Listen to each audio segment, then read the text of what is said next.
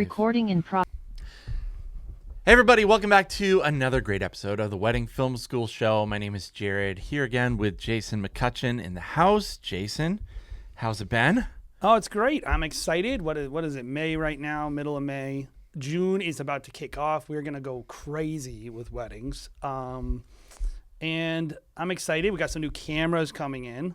I'm really excited about this new Lumix that we're getting, the SH2, right? I'm glad you didn't. S1H2. I'm glad you didn't ask me what camera it was because we literally been talking about like 3 cameras from Lumix and S1R2. it's hard for me to keep track S1. of. I'm like, I just want the best one that Gerald Undone said was the best Lumix camera they've released. Whatever that one is, we got it. I copy and pasted it, and we got 4 of them. So Yes. You did buy those? no, you got them through Lumix. Yeah, yes, I'm trying to. Yes. Regardless, I'm excited about anytime I get to like play with a new tool. Not only because it's fun, which is, if you're listening to this, part of why we do this job is because it's fun. But the other, It's definitely not for the money. I'll just say that. no. But also because, like I always am like, I want to do a better job. I like the idea that like our clients are they signed up for one thing and then they're gonna get something better than they even paid for. Yeah. Like that's always exciting to me. And so we're about to have a really cool season and a lot of cool stuff. And of course I'm enjoying the podcast. And finally, I was gonna mention 2 things. One, we have this new channel we just launched called Wedding Film 101. If you're listening to this channel and you watch like Wedding Film School or listen to podcasts and you're like, that's too businessy, or that's a bunch of BTS or gear reviews. I want to learn how to shoot. I want to learn how to edit. I want to learn how to tell stories. I'm maybe newer in my, my journey here. Check out Wedding Film 101 on YouTube. We just dropped it yesterday. We're going to be trying to do multiple releases a week, at least for a period, and then maybe go to one a week. So check it out. It would mean a lot to us. If you head over there, subscribe, and just kind of like check out the content. And finally, this podcast is brought to you by Second Society. Head over to secondsociety.io. You can sign up. You can get awesome quality shooters to help you out. And more than anything, if you are a shooter and you're looking to work with some of the best in the industry, we always talk with Lindsay Conklin from LaRev. He's hiring off Second Society. All kinds of people. If you want to work with these people, you can literally find them and be like, hey, I want to work with Lindsay. He needs some help in Napa Valley, and that's a cool opportunity. So head over there, sign up, and you can work with the best or hire the best. Hey, Jay. Yes. That was a really good ad read. Thanks. Yeah, I think that's the best one you've ever done. What can I say? Every day you try to get better, you push yourself, and not only was it was seamless between Wedding Film 101. I just want to give you Thank props. you. There's not enough of that love going around here. But, yes. So let's talk about our episode today. Yes. We have had the pleasure of attending a networking experience conference called Engage for the last. When was the first one we went to? 4 years? 2021? No, 2020 we went. Was it the end of 2020? Yeah, I guess it was. It was the one where everyone got COVID. Yeah, that one. Bahamas. It wasn't Engage's fault. It was, Actually, we didn't even know that everyone got COVID until we got home, and probably 6 months later, it was like everyone. No, it was. Was it? Yeah, it was like a week after everyone. All the emails were like, everyone has COVID. Sorry. I remember talking to people later on, and they were like, "Oh, yeah, everyone got COVID. Like people got stuck there. The whole thing. Yeah, fun stuff. Good times." If you're gonna get stuck somewhere, though, you know what? Stuck at a 5-star resort in Bahamas. I'll just say the whole COVID experience. I tend to forget a lot about Dude, it. Probably on purpose. My brain is like, don't want to think about it. I talked to my wife about how traumatic that entire season was, especially in the event industry. Yeah. I don't even want to think about it. But anyways, we've been going to a conference called Engage, probably just top tier wedding talent, some of the best, vendors and planners and photographers, filmmakers, every kind of random also vendors out there that, weathermen and everything. And we've just found it to be an awesome opportunity to learn about the industry and kind of what's going on, how things are evolving. And at one of these conferences, we had the pleasure to meet our guest. You were just at an Engage in Italy. Why don't you introduce our guest today? Yeah. So today we have Lindsay Landman, and she is just a awesome wedding planner out of New York City, and she had a great talk at Castelfalfi in Tuscany that I really resonated with, and I thought it was really important for the industry to hear. And I was like, let's get her on the podcast. We've tried to do some stuff. It hasn't worked out, but today it worked out awesome. And so, Lindsay, how you doing? I am good. So happy to be here. And Jared and I were seated next to each other at Engage in Nemacolin, and that's how we originally met. And then that really kicked us all off. So we have our double Engage connections. Yeah, and he's much more charming than I am. So I'm glad he opened the door, and then I can slam it shut. Right. That's right.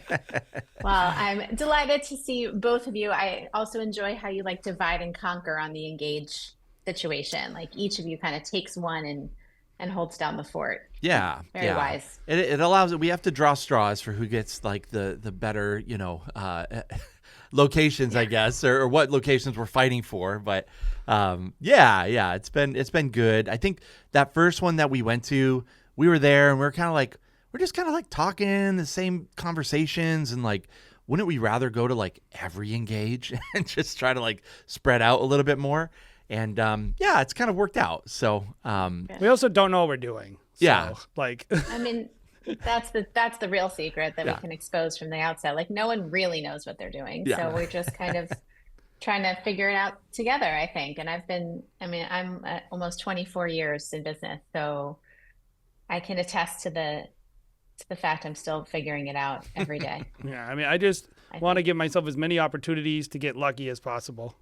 So, you make your luck, man. You got it. That's it. Yeah. So Lindsay, I really, like I said, enjoyed the talk because I think our industry suffers from a bit of a truth vacuum from time to time, where no one has the conversation that we actually want to have. We just kind of, I don't really know. Everybody, it's a lot of good vibes and I think a lot of well-meaning kind of people, but a lot of times like how many times do I need to hear that I need work-life balance? Every time I go to anything. And so I'm usually prepared to be told I need work-life balance and, you should say no to more opportunities and raise your prices and the same stuff, which is fine. It's not horrible advice. I've just heard it a lot. And so when you got up and you had a talk about, like, Jared knows, if you want to get me going, talk about doing a good job. There's nothing that excites me more than doing a good job. And when I have people who also want to do a good job and not like, hopefully people recognize how good I am. It's like, no, I need to recognize how good I am. I should do a good job because I know what a good job is.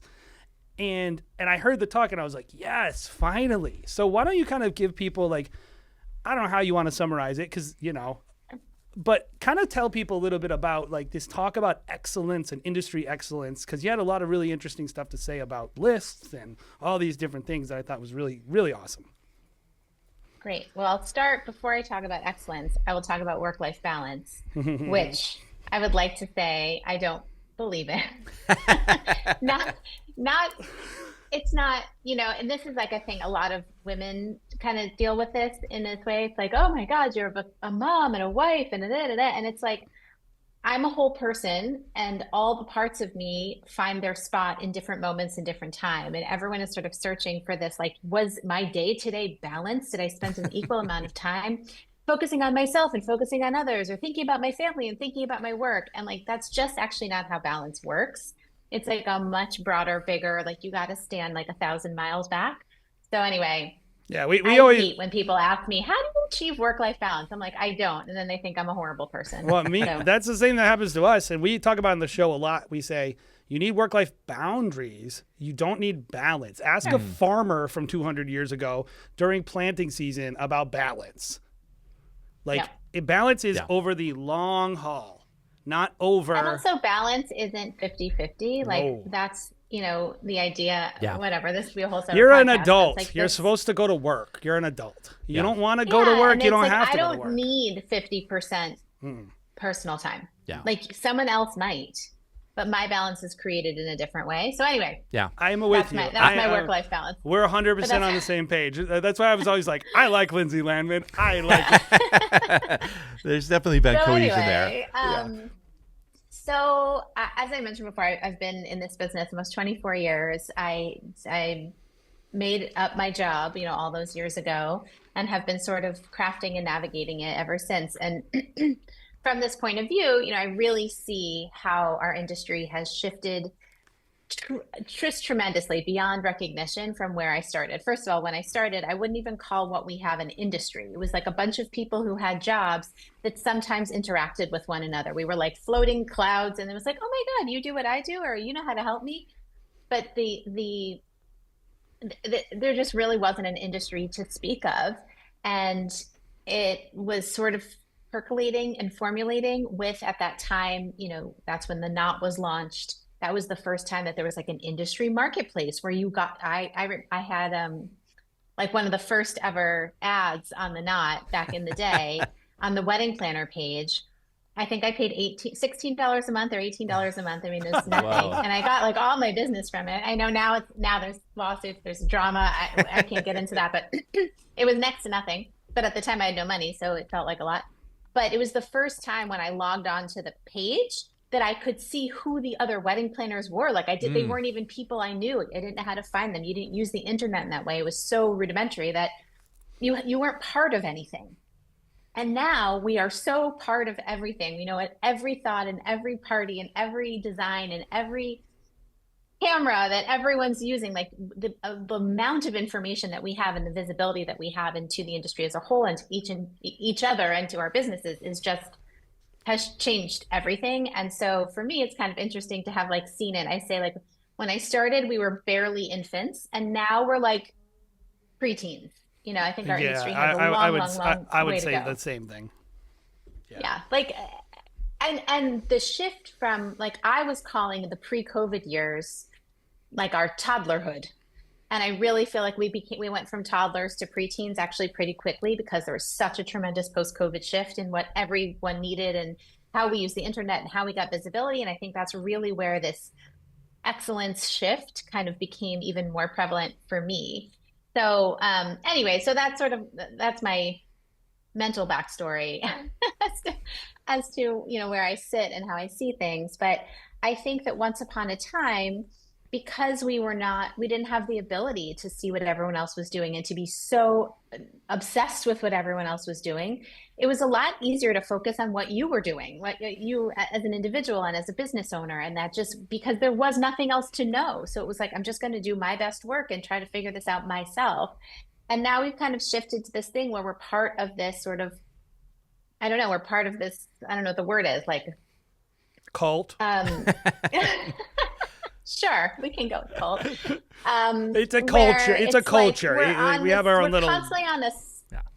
Yeah, like we're on this spectrum with other people all the time, and it has really become, just top of mind for me that we've lost the ability, sort of in the subjectivity of the creative world that we work in, as to what's objectively good. Because all we're doing is seeing output. We're not seeing process. We're not seeing connection. We're not seeing how everyone's businesses are managed and what that all looks like. All we're seeing is the photos and videos at the end. And so that has become how everyone's work is viewed and judged, and how people are starting to judge themselves. Like, can I put out a good photo from this event?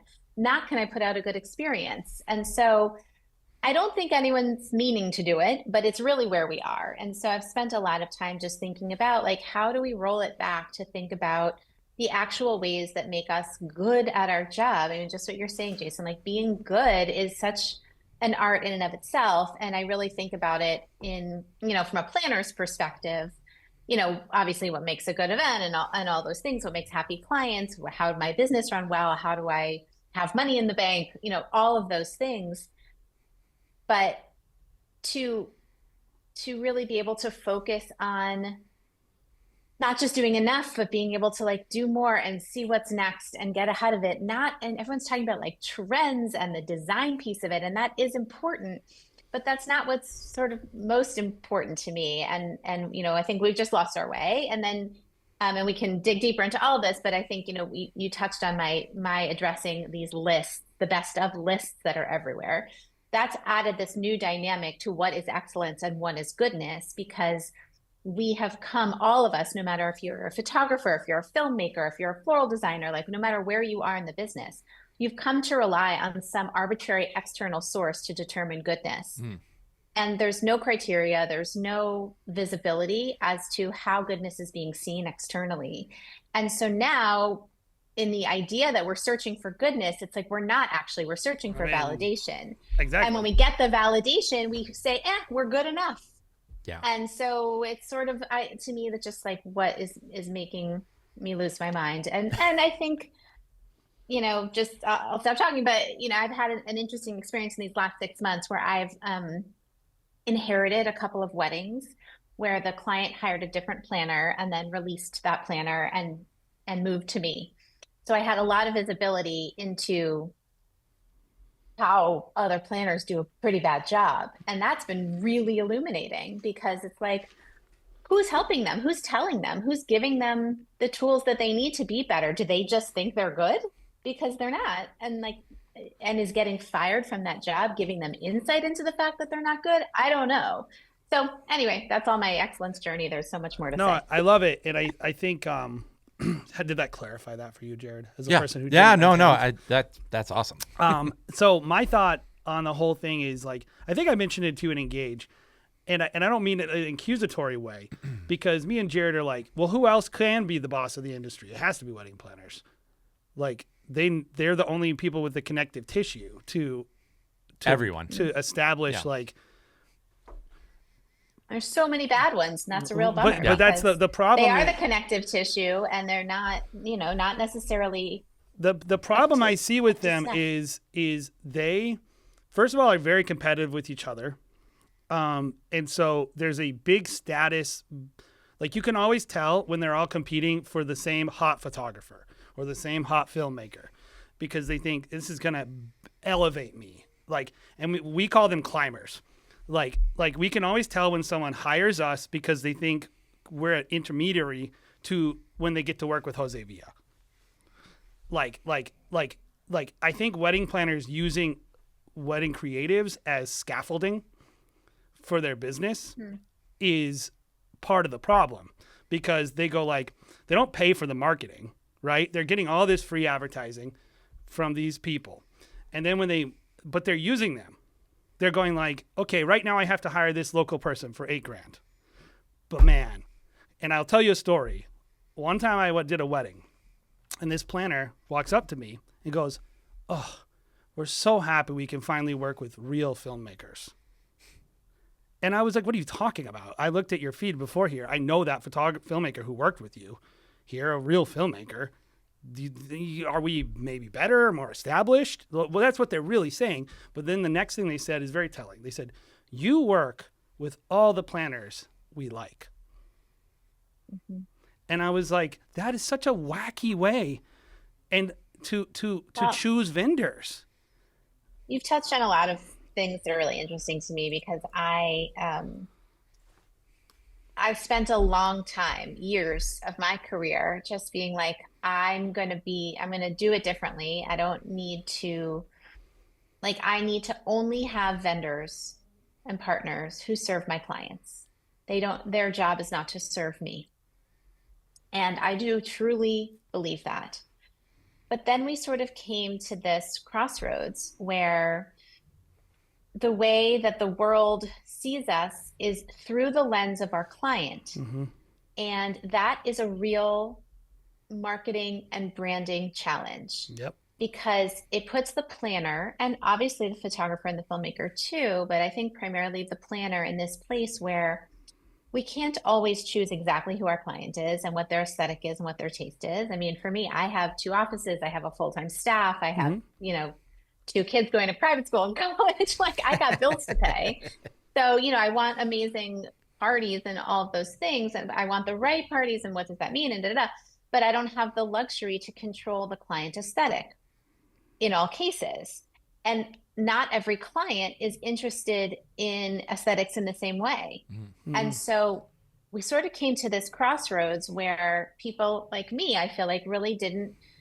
I looked at the planners who were so focused, and the designers who were so focused on controlling their brand aesthetic.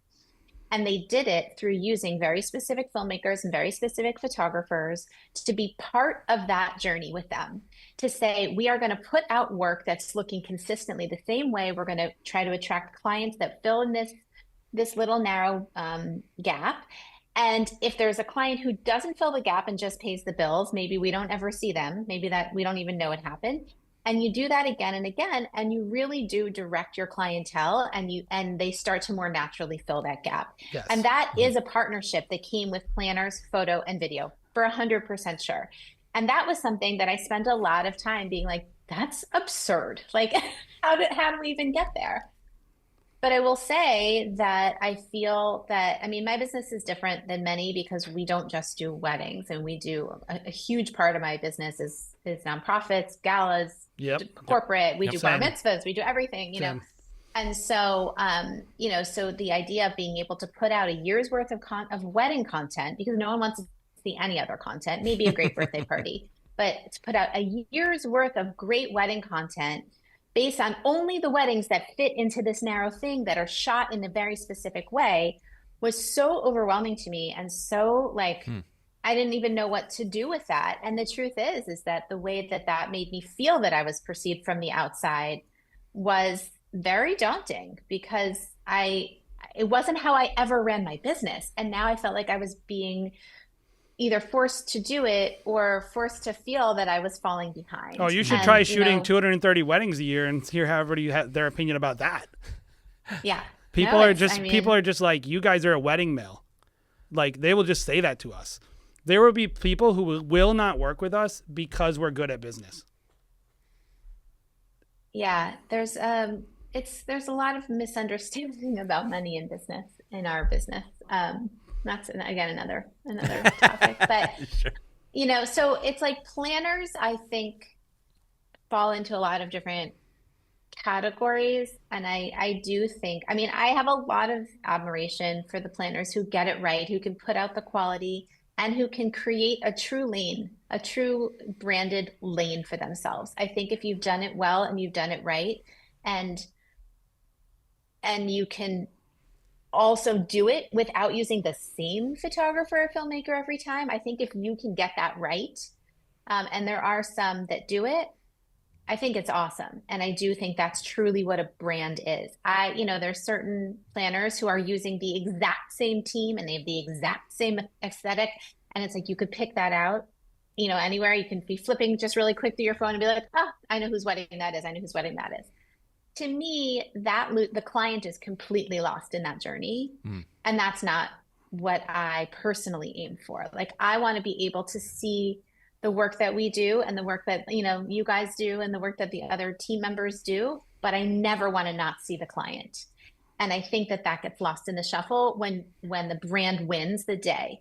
So if you can balance the idea that you are bringing the same level of quality and craftsmanship to your work, but allow the personality and the needs of the client, of the location, to shine through, and build vendor teams around that isn't the same vendor team that gets plopped on. Because once you put the same vendor team, from a planning perspective, I put the same vendor team on every wedding, it's almost impossible to make the weddings feel different. Like, that's literally just not how it works. So the very few planners who really get that right, I think are impressive, and that's what I aspire to. Well, and also, I'm not trying to be critical of these people, because they're running a business. They have to do what they think is right for them. Like, everybody's running scared, I think, a lot of people.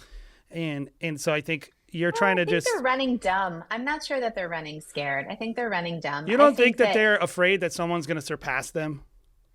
That they're not in competition? I think that they're afraid that people know things that they don't know, and they're probably right. I think that, you know, we're an industry full of primarily creatives who couldn't get jobs. Like, the jobs didn't exist for them to get in their creative field. I don't mean they couldn't get jobs because yeah. When I started my business, you couldn't you couldn't get hired by a wedding planner. That was ridiculous. No wedding planners had staff.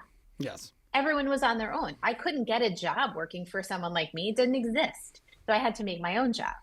And, I take a tremendous amount of pride in the fact not only that I built a business that I can hire other planners and create jobs and build an actual business, but that so many of my peers can do the same. Because when I started, and even up until 12 years ago, like halfway through my career, it wasn't possible. I mean, I had one person, I had one job. Now I can have 7 jobs. Like that's pretty awesome. Very new to our business. Very, very, very new. Yeah, to and if your field too. Yeah, if you're listening to this, we're talking, and like I said, it's inside baseball kind of stuff.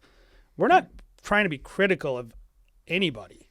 I think it's just evaluating. Like, I think the framework of the maturity of the industry is probably the most important way to evaluate it, which is like, this is new.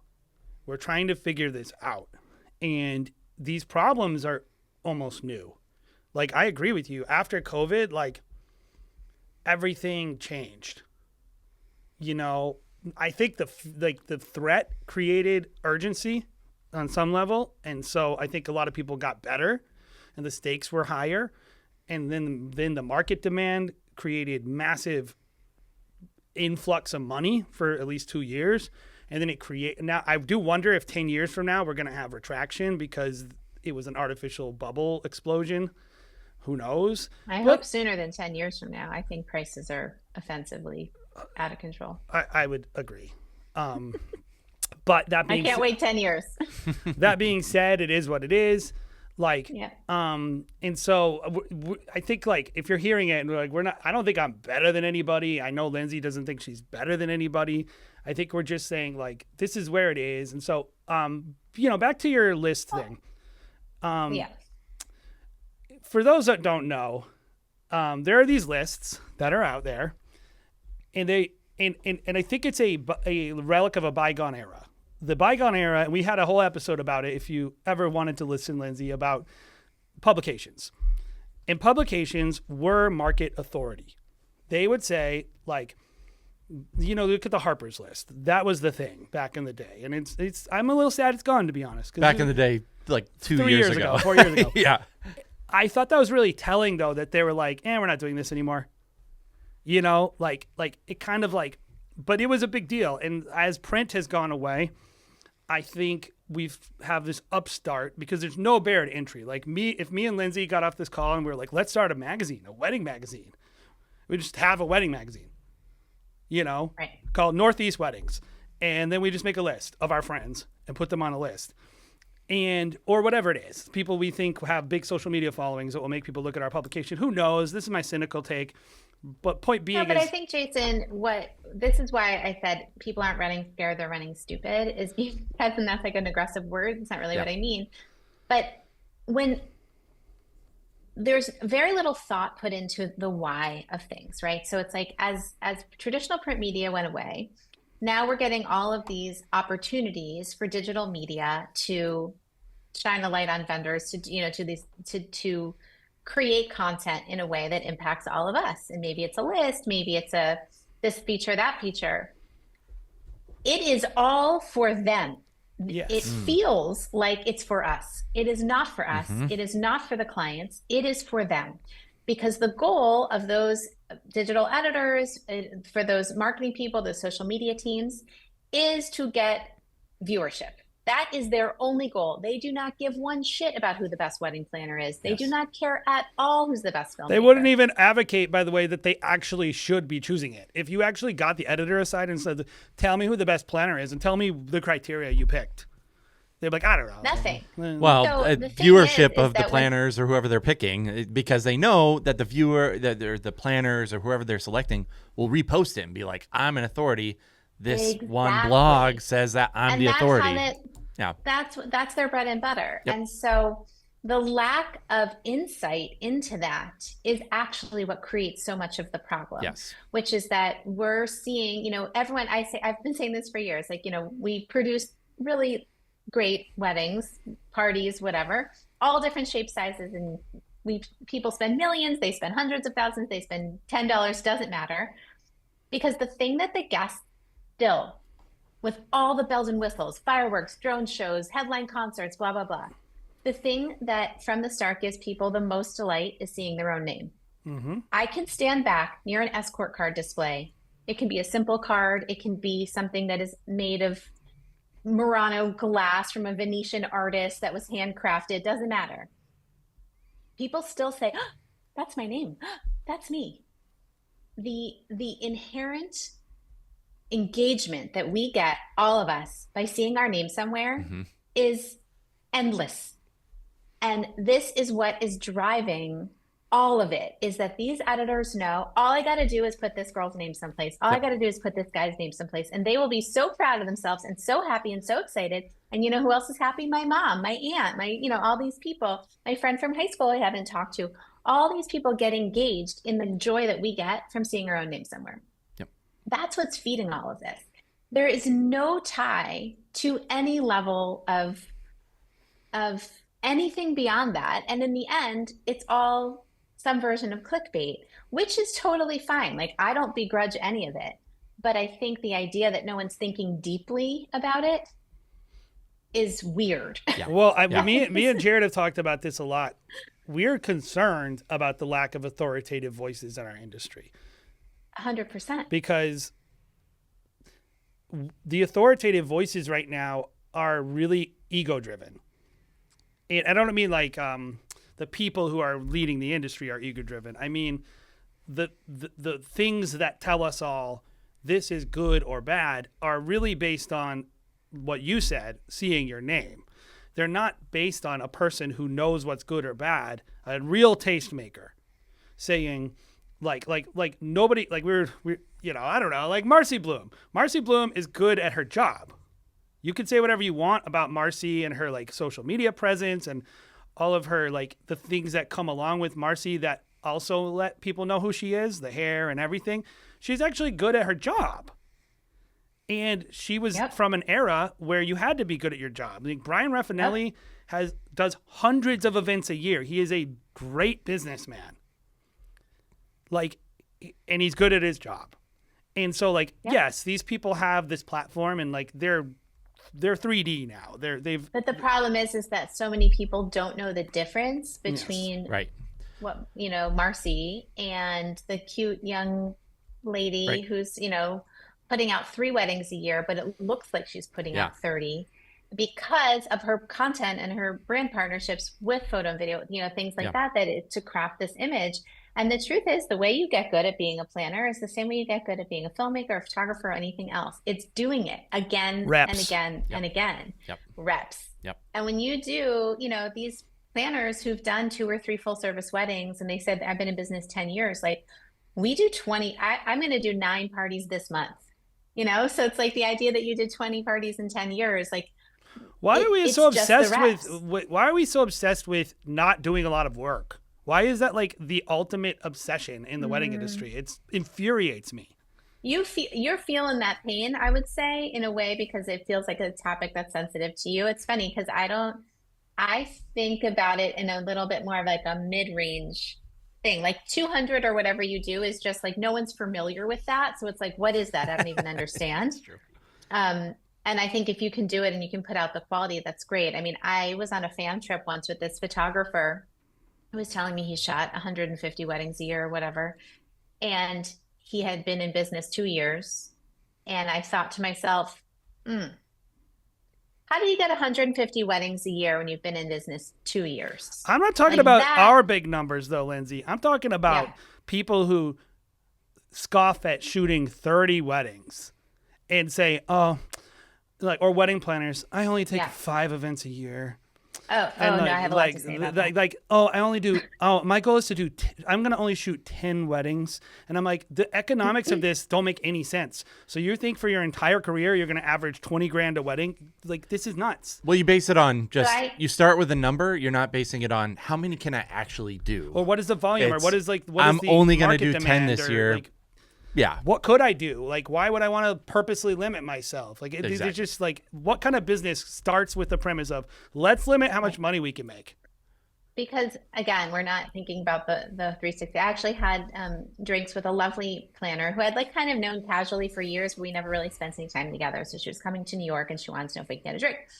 So we go for drinks and we're just talking about our businesses, normal business. And she's like, I only take 6 weddings a year. And I was like, I gotta know more. I gotta understand what that means. So let's say you have your six, and then number seven comes along and it's awesome. It's like, I don't know, or number eight comes along, and it's a really good one. Like you say, no, I'm good. I'm at my limit. And here's what she said, and I'll remember it till the day I die. The situation has never presented itself. Exactly. And that's the thing. It's like we have to think beyond like what the messaging is we're hearing. I only take 10 weddings means I only get 10 weddings. Mm-hmm. That's different. Yes. And so I think that these goals are, I think we're so, this is exactly my point, is like we're so caught up in this need for marketing and branding and being something that we've lost our way into just focusing on doing something and to do, to do it well and to do it right. Because the idea that I'm a planner who only takes something feels like it makes me exclusive. But what makes me exclusive is being so good that my calendar is full all the time that I need to grow my team and do all these things so that I can work at the top level as many times as someone will take me. This is how you ask know Marcy Bloom, she would never say that wedding, like that wedding number 7 could be a $20 million wedding. And she'd be like, I don't care. I can sleep when I'm dead. Yes. Yeah. Well, not only that, Lindsay, this is how you know it's ridiculous, is the amount of planners I know who lie about it and say, oh, I only do 10 a year. Last year I did 17 though. You're like, why? Just say you do 15 a year. Like, why do you think that when you say 10, I'm going to think that's cooler than 17? I think doing 17 is cooler than 10. I think doing... I guess, but what they're saying, because no planner can do 17 full service weddings Sure. that's the key. That's true. So what they're saying is, I did 17. Most of those were day of or partial planning. I only had 2 full planning weddings. Like that, to me, that's how I break that down. Yeah. But the bottom line is that there's no, like, my business can handle so much more because I have a full-time staff. Yeah. So what's the criteria? If you're a solopreneur and you're sitting with a laptop on your couch in your home or your apartment, like you shouldn't be able to handle more. So it's again, a little bit running stupid, right? It's like, it takes what it takes to do the doing job. weddings one by one? Are we creating a business with like a bigger mindset as to how do I best serve clients in a larger way, right? So for me, I'm at a point where like I'm not super excited about a small wedding that doesn't have a lot of moving parts. Like what I find exciting and interesting 24 years in is like a lot of moving parts, which is exhausting and painful and torturous in so many ways. But it's like, put me on a mountaintop or somewhere overseas or somewhere where it's like I have to ship things on containers in an ocean. Like that's what the logistical challenge of that I find really exciting, because I don't want to just do a hotel wedding in New York City where I've done it 1,000 times before. That's what me and Jared always say. Like the only reason we started Huxley Film is because, not to say we're bored with the other thing, it just got easy. And once we were like, let's do something hard. Let's push ourselves. But the clients want the same amount of time and dedication if the project's easy for you or hard for you. Mm-hmm. And you kind of make the same money either way, so you might as well do the hard thing, which is what I agree. Yep. But so like that's sort of part of it, which is I know that I need to have a team in order to produce at that level. Mm-hmm. Well, once I have a team, I can't just produce at that level on occasion. I either have to do that all the time, or I have to take other projects that are going to pay those salaries and benefits. So it's like, but that's a bigger business thought process. That's not a wedding planner thought process. And not every person is like, the people who are saying like, oh, I only take 6 or whatever. It's because they're not building a business. They're servicing each individual project, which is totally fine. It's just they're different things. And we've lost the ability to compare apples to apples, and our clients have lost the ability to compare apples to apples. Well, because we don't compare apples to apples ever as an industry. We don't ever, we don't talk about anything that makes anyone feel bad. Yeah, like I do. Someone told me, they're like, you're the queen of the hot take. And I was like, really? I like never even used the word hot take. But it's just like, I'm old. Like I'm not going to talk about hot takes, but I think it's important to look at the truth. I mean, when Jared and I met at Engage in Nemacolin, my talk there was about how I think that tipping should be abolished from our industry. And people were like partially horrified. Why? But I think tipping makes literally no sense. Like there's a tipped wage worker, which in many states makes under $3 an hour. That is a person who should receive a gratuity for their work to make them whole. I think, frankly, if you're going to charge 20 something $1,000 to film a wedding, like Why would I need a you tip? set Yeah. your rate. Yeah. I don't know. Yep. It's a night. My staff are college educated women who make six-figure salaries with benefits and an office and computers and a comfortable chair. Like, not a person who gets a tip. Yeah. No, I mean, It's just it's yeah. I heard a person asking a question about tipping the other day. It was a bride in a group, and she's like, "Should I be tipping all of you guys?" And I will say to your, not maybe you didn't get to everyone, but I think most people agree with you. And like all the professionals were like the filmmakers and photographers were like, no, it's nice if you do it, but it's not expected. So I do think we are growing up maybe a little bit in some ways, and it's not all bad. It's not bad at all, actually. I think these are just important conversations to happen. And I think like people, I wouldn't say that we have the reputation as a Lindsay Landman. But I would say if you are like listening to this, there's a lot of people like us and Lindsay, and even I mentioned Brian Raffinelli, and like the people who are at the top of the industry, guys, the actual top, which means they make the most money, right? And of course they're good, but like these people who are they're running professional businesses that have scalable processes. And like, I guess I would say before we move on to a different topic, like let's just fall in love with doing a good job and like not throttle our excellence by creating arbitrary rules based on random magazines sponsored by Men's Warehouse. Like the incentive structure of the magazine is not the incentive structure of the client. And even you as a business, like your incentive structure to run your business shouldn't align with the magazine. They don't align. So, and I'll just add that I think part of the journey to excellence is asking for feedback and then taking it and taking it with, humility, because we're not, even if you're good at your job, like, you can always be better. And I think it's easy for us to be like, I did a good job. Like, look how happy the client is. The clients actually aren't even the ones who know best who did a good job at an event. The people who do events all the time actually know. So it's seeking, all of us seeking that feedback. I was just actually had a situation where we're doing a wedding in Europe, and we did a cake tasting with the client like a couple weeks ago, last week, 2 weeks ago. I don't even know when, doesn't matter. And the cake was terrible. Like, it was actually legitimately, like, it's cake, so it's not like eating a rotten egg, but like it wasn't good. And I had to determine like how I was going to give feedback to this baker, because clearly my clients weren't going to hire them. It was just actually almost bizarrely not good, where you thought like, what happened? Did it at least look good? Yeah. It did. It was beautiful, but it didn't taste good. Yeah.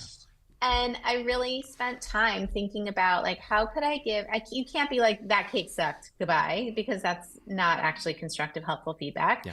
You can do it with kindness, and you can do it with, and I was like, what would I want for the next person? Like, that's just how I was thinking about it, is I want to let this person know, thank you for the time. Thank you for the tasting. We're not going to move forward. The flavor profile and blah, blah, blah was not aligned with my client's interests. And then, she's like, well, but why, how, what? Can't believe it. And I was just thinking like, well, I'm not going to be like, it just didn't taste good, because this is her art, right? This is what she does. But I just thought to myself, how can I provide a piece of feedback that could be implemented in a reasonable way so that the next time this person does a tasting, it lands better. And so, that's really how I was trying to craft feedback. And I think we can all do that. And I think it would lift all of us up. Oh, totally. I think having that level of like honest conversation, there's too much stepping on glass or tiptoeing around like issues like that, when it's just the best partnerships that we've ever had are people that are just, you can have a normal conversation with and be like, give me that feedback. I'll give you honest feedback, and we can get better together and grow together. Like, I don't know how you felt about it, Jay. Like, I think that our biggest partners I think that super most honest people in the industry are too terrified of wedding planners to ever give feedback. I think that this is I think it's true. this is my ask for honest feedback. opinion. Ask for I would feedback, never give too. a wedding. I have tons of feedback I could give to all wedding planners. I know a lot about it because we work with a lot of people and I know all the situations, and I will never offer that feedback because I have no incentive to. If I do, I will just be hurt. I will get blackballed. People will crap talk me. It will ruin my business. And so until the industry shows a willingness to let the lowly vendors provide feedback to the masters, you won't get it. Well, let's try. I'll accept all feedback unless it's in relationship to a vendor meal request. Who cares about a vendor meal? My goodness. I don't know, but I can't tell you how much time in my life. Let me tell you, if we I've work lost together, Lindsay, and thinking about vendor meals. you give me a pizza, I'm happy to eat a That's pizza. great. I'm happy. I to always eat want to be like, do you not have granola bars in your grocery store? Because like I can't with you right Hey, now. the time Like, it do you not takes- see how much stuff I'm working on? the time it Seriously. takes to eat. Seriously. I always am like, let's go back to work. Let's go. So I know. Anyway, So anyway, I think all that is really good, and I think we are getting there. So I want to end on a positive Yeah. note there because I honestly believe like we just haven't really all talked to each other about this stuff, and I think that's the primary thing. And as people talk more, which is why I wanted to platform this conversation, because I want people to feel like, hey, I can actually go talk to this person about what's going on, and we don't have to do this. We can do a better thing. Yeah. But I think we wanted to ask you. I'll let Jared kind of tee it up, but I think it's a really, really good thing, and it's similar to what we were going to talk about at Clarity. And so, anyway, yeah. Yeah, I mean, I think something that we've experienced as people that I would consider ourselves content creators, even though we're filmmakers. I would consider photographers also content creators. But then you also have people who call themselves content creators kind of on the scene now. And this kind of like mix of like producers of content at post-wedding kind of putting out their, services. And that kind of rollout has I found kind of evolved so much so that like even a couple years ago where, wedding planners are like, video is the next big thing. Everyone needs to be doing video. Instagram loves video. Videographers must just be thriving right now, doing really well. So much so that now videographers are even like, hey, my main client is the wedding planner. Like it's not even the clients at the end of the day. And maybe some wedding planners are saying that too. Like, hey, you're my client or I'm your client. You are hiring, or the wedding planner is hiring the videographer so that you can produce With content. the client's money. For me, with the client's money. And, started to see a little bit of that.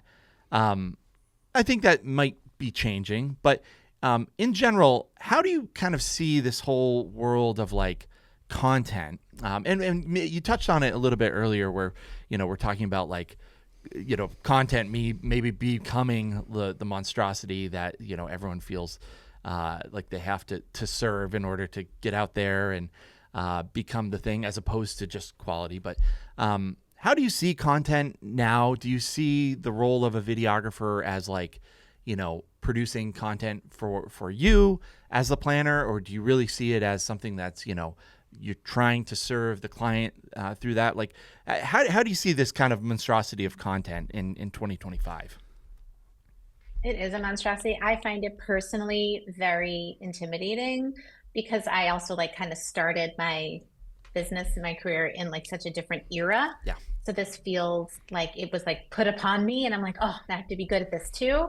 Because by the way, it's not just the making of the content, it's the using the content. Mm-hmm. Yes. And I feel like that's not my personal strong suit. And because it wasn't a focus of my business, I don't have like a team member who I hired for that purpose. So I do find myself very intimidated by it, but I also see the value, and I can't deny it. Like that's, I feel like we are doing good work. We are doing work that I'm excited about, but like I'm almost 50 years old. Like I can't compete with a 26-year-old who just like grew up knowing how to do this. So I find it very intimidating. But anyway, Yeah.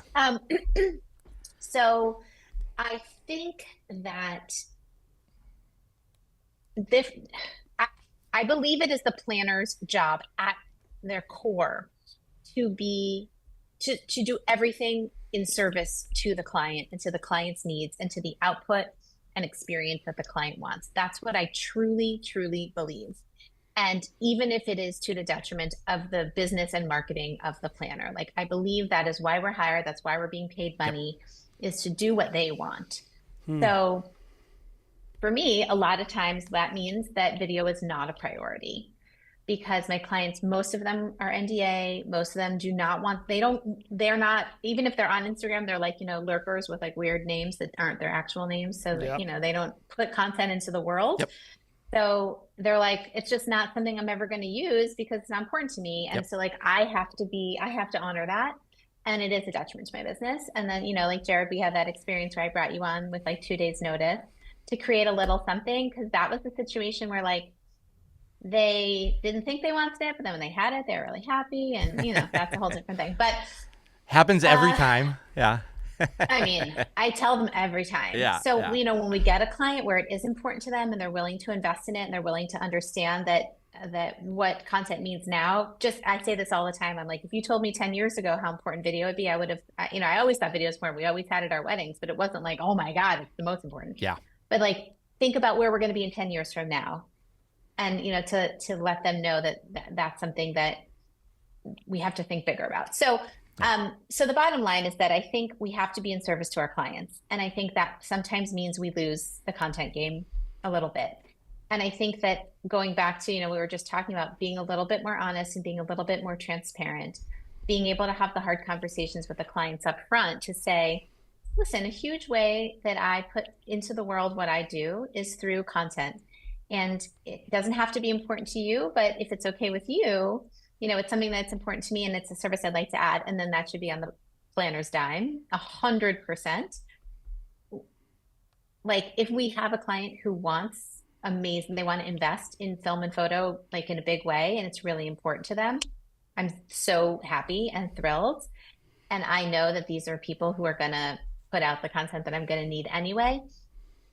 I personally don't go to them with big lists of like, here's what I need for me. I just literally watched right before we went on. I was just like flipping through Instagram and I literally saw this like model reel of like a planner, like dancing around at a wedding by herself, doing all this stuff that clearly, and it was like a really well done video that was like a promo video for like her personality. And I was like, oh my God, how did we get here? Yeah. I think I would never, ever, ever do that. Cause it's just like, my biggest nightmare to dance around in front of a camera and put it on the internet. Jared, scratch that one.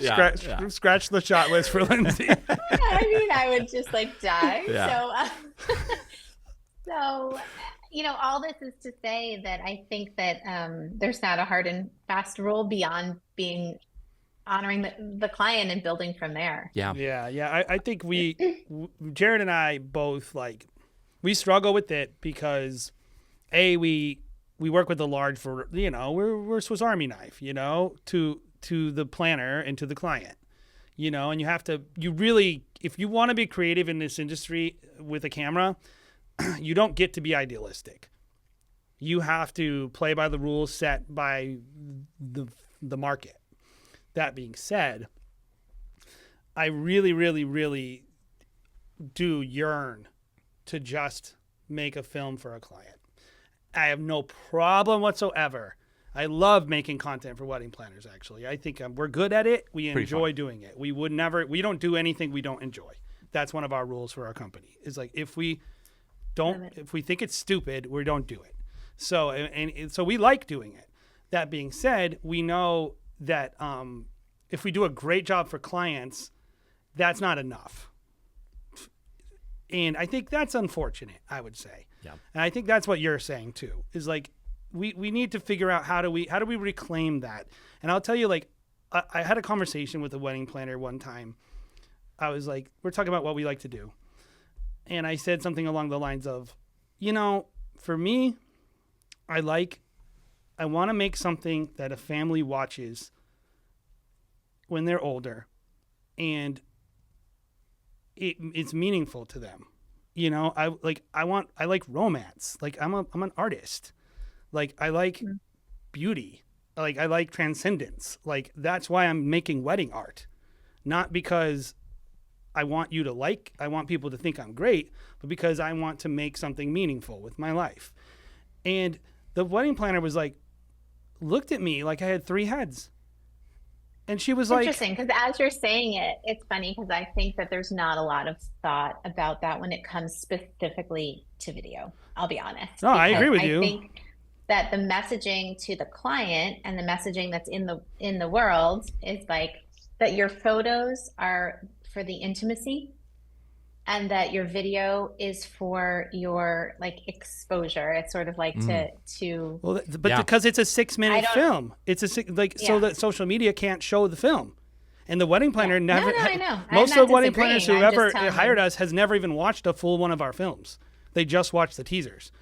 And so like, they don't know that we're like putting in their father who passed away in the film. They don't like, I this know. is what I want to be making. This is what excites me. This is why I think I should get paid more because I'm good at that.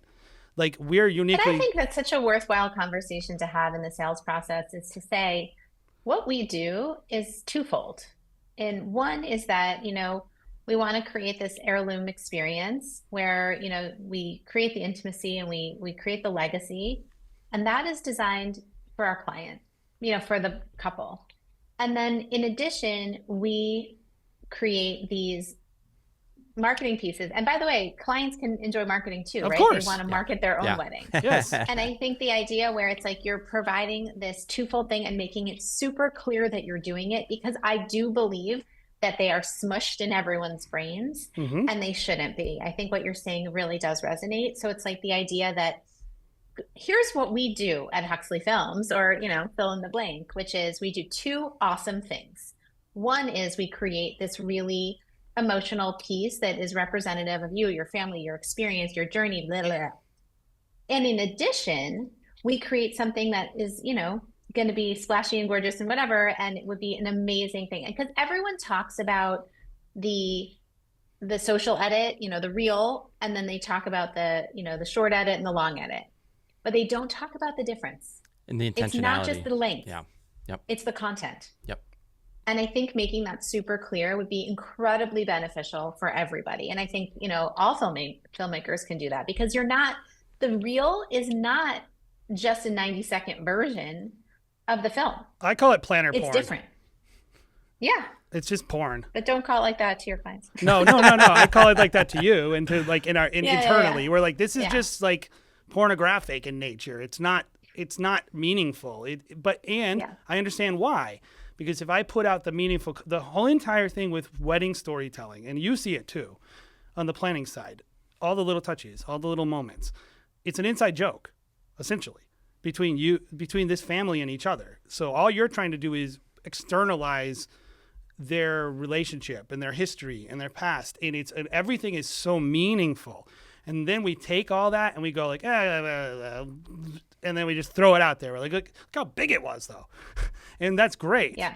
There's not like you can't in 30 seconds encapsulate the meaning of that event. It's not designed for that. Society hasn't created a place, and this isn't our fault. This is just society.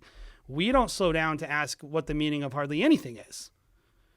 And so when your entire life is about making small short films that are creating meaning or events that are meaningful, you're gonna have a harder time pitching that in the world. And maybe you just suck it up. Maybe you just do it. And I do believe like karma is a thing, right? And like you put out to the world what you want. But I do think at the end of the day, like, I think it's a battle with yourself, not with anyone else, because it's not anyone's fault. It's not adversarial with your partners or the world. Like, there's no point in like spinning against the wind. But you as an individual need to make a decision. I think, who do I want to be and what do I believe in? And you should stand by your guns. But also, like you said, learn to pitch it. Yeah. Yeah. Learn to sell the real thing that you want to be selling. My only question with that you mentioned, Lindsay, is I don't think I ever get to pitch to any clients. Yeah. And so wedding planners are selling us and I don't even know what they're saying. Like, Yep. and so like I could sell my product much better than any wedding planner. And I know no wedding what I just said to you about my values, I have never gotten to pitch. Yep. Well, I agree that this is a problem. I think, it depends who the client is. Like our clients really don't want to talk to anyone else I beside us. understand. That like, I understand. and I, Yep. I, I appreciate the downside of that. It's not that I don't.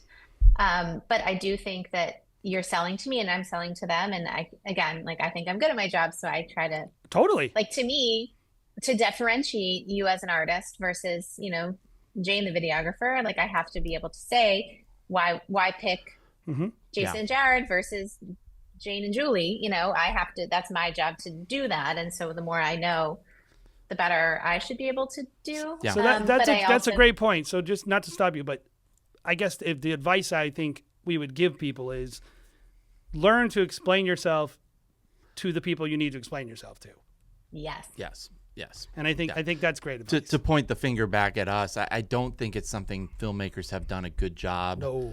in aiding, the planners of the world, the coordinators, whatever, on like what we do. And even you said it, Lindsay, like you've never seen that in what we put out, right? On social media, like you haven't seen that aspect. I always will take credit and responsibility to be like, how can we show that? We talk about it all the time. Like, how can we make this like short thing with the, attention span of a, mouse, where people are just like looking for some sort of hit of dopamine immediately. How can we translate those values Yep. that quickly to the world? Oh, Like, I think it's hard to do. it's but been a while yeah. since I looked, so maybe it's not there anymore. But I remember looking. Do you know Fulton Events? Yeah. Mm. Caitlin. Okay, so I don't know. I was on her Instagram page, and I said I was going to do it for my business because I liked it so much. But then, of course, I subsequently did no such thing. But so you can pin 3 squares at the top, and her 3 squares were not her most recent events, not her big splashy things. It was actually like the slightly more in depth about, it's like about her, about the team, about something else, and it was just like really well done. And now I'm going to look and see if it's still there, if she's changed it since. But it really resonated with me, and I thought more people should do it because the truth is that I just built a new website. Does anyone go to it? I don't know. I know people go to my Instagram feed, so so the idea that just taking the small opportunities to give a little bit more of the why, because the what's everywhere. And so, I think the why, when people are open to the why, they're open to it. When they're just looking at what, there's nothing we can do about it. We can't control anybody else and how they think things through, but we can, just put out there like a little bit more of the why, because the truth is I find it frustrating. I'm sure you do too. When I feel like my website, I think, has all the words and all the things, and it says what we do and what we don't do. And then people come to me and like kind of waste my time asking me to do things I don't do. And I'm like, read the website. Yeah. So that's our those are elder my- millennial status right there. Yeah. I agree. That- So, I don't know if you have any other questions you want to ask, but No. But- Lindsay, this hour has flown. Yeah, it's been very it's good. a very fast conversation. We've already been talking for an hour. all the so. Northeasterners were going. I know. We're just That's going. right. But very interesting stuff. The thing that I just appreciate about you so much is not only the passion that you have for your business and your events, but kind of like the broader event community as well. And it, shows through, when you speak at Engage, and very clearly, the people that I'm interested in the most in our industry are people that want to see it get better. When you first started, you said, we've grown from infancy to like almost like preteen world, and I was like, oh, that's interesting. I'm gonna ask her about that, because I would feel like we're like further along than preteens.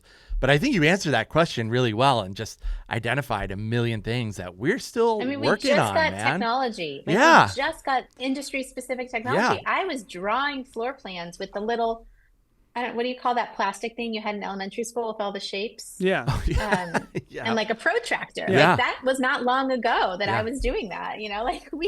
We're getting there. And we We're just getting got AI, and who knows what that's gonna bring. I would Like, say think try you're to talk totally to right. try to talk to anyone in the industry about a project management platform and watch their heads explode. there.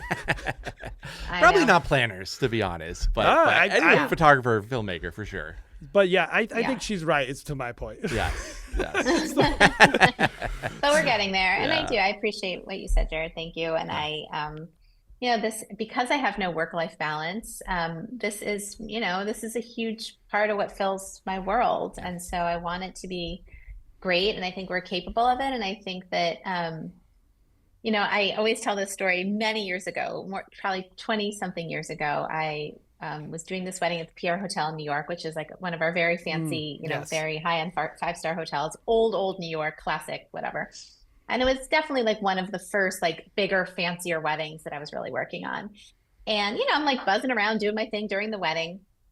And the bride's, I don't know, like uncle, like an older gentleman, pulled me aside and he's, honey, are you the party planner? And I was like, yes, I am. And he goes, I have a question for you. He's like, this is beautiful. I have a question. What do you do during the week? And I can picture this guy like I saw him yesterday. And it always sat with me because it's like people don't understand the depth and the complexity of the work that all of us do.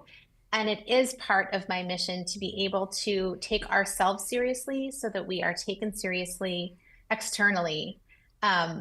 Because I think that is actually what builds value. People just want to put a price tag on things and then work backwards and think the value comes. And I just don't think that that's how it works. The value comes from the understanding of who we are and what we do and how hard the work is that we do and how seriously we take it and how important it is to our clients, to the success of the events, the industry as a whole. And so, I think my commitment to it is just sort of like being part of building that bigger understanding. Yeah. Well, we really appreciate that. That really resonates with us. We've tried to do our little part in our community to help them to be a little more professional and also to run sustainable businesses, because excellence actually comes from tenure. And if people are flaming out every 3 years, and we have an entire new group of vendors every 3 years in a certain industry category, sometimes that's good. You have new blood, that's good. But if you're getting started, awesome. We welcome you. But also, it's great to have people who run great businesses for other people to pattern off of and to create sustainable excellence and better financial positions and better negotiating tactics and just real businesses that are profitable and that are fun. That's what I want. I want to have fun. I want to make something beautiful, and I want to make money. Yep. And if I think that's what people are about, and that's what we're about. And I think if you're listening to this, and that sounds good to you, check out the rest of our episodes. And of course, really, really think about what you're doing. I think Lindsay had a lot to say about a lot of really good topics, and obviously she's coming from a planner perspective, and I think that might have some unique things to you as a wedding filmmaker, but I think all of that stuff is still valid and very important, which is like, do a good job. Like, really focus on doing a good job. And like for filmmakers, that means like, don't be late. Like, don't with anything. You don't show up late. Don't deliver late. Don't miss emails. Like, this is like the simplest little thing you can do that is like, I wouldn't even call that excellence, Jared. I would call that like competence. Fundamentals. Yeah. So don't be incompetent. Yeah. Don't wear dirty, schlumpy clothes to a wedding. Yes. Please. Yes. Lindsay, Please. I can't tell you how many the filmmakers people. are like The filmmakers are the worst. I show up with like a jacket to dirty weddings, and they're like, and jeans. the photographer's like, no jeans. No jeans. Yeah. No jeans. We'll show up with jackets. Even like, black jeans are still jeans. Yep. Just putting out. And in the wedding world. planner noticed them. Yep. I'll show up with a jacket to some weddings, and some photographers will be like, "You are the first filmmaker I've ever seen wear a jacket to a wedding." I'm like, "What? That's insane to me." When we It's first crazy. started as filmmakers, we would wear ties everywhere. We don't always wear ties now, but we always try to wear a jacket. Yeah. But we wear ties everywhere because we didn't know that we were supposed to be unprofessional. And so we showed up at things, and we didn't know any wedding filmmakers at all. We only knew photographers and planners. So we'd show up at Boston events, and we'd be wearing ties. And I remember one time I showed up for a lunch or something with a person, and I wasn't wearing a tie. I was dressed like, this is better than I normally dress. I normally wear a black hoodie every day. And because I'm sitting in a dark cavern, so what does it matter? So, and then I go home and get spit on by a 2-year-old. So I go and have lunch with, and this planner, it was Tyra Bleak. Mm-hmm. She was like, "This is how you dress?" She was like, "I thought you wore ties every day." And I was like, nice. Good. Yeah. You know, and like that's what you should want. You should want people to think you're a really stylish guy, even if you just wear hoodies That's every right. day. Yeah. So That's right. cool. So good to talk, Lindsay. And like, you know, I'm just really, really obviously in your corner and really appreciative of what you're bringing to the table to our industry. It's Great good to to have have you. people like that. Yeah. If you haven't subscribed. You haven't in anything with the show, Jared? Yeah, just all the things. You know, now we have 3 YouTube channels: Wedding Film School, the Wedding Film School Show, Wedding Film 101. So check those 3 out, kind of depending on where you are in your wedding film journey. The Facebook group, always happening. If you want to connect with 17,000 strong. If you want to connect with the broader wedding film community, see what's happening, see what the conversations are, that's a place to join as well. Get connected and also get some, second shooter opportunities. That's a good place to go as well. And all of you reach out to Lindsay, ask her what you need to do to be referred to her. Don't do that. All 17,000 of you. Drop it on the Get back to IG. you Please drop it in her in IG. That's where 2028. But Thank you guys so much. thank for you, having me. I Lindsay. appreciate it. Yep. We'll see you soon.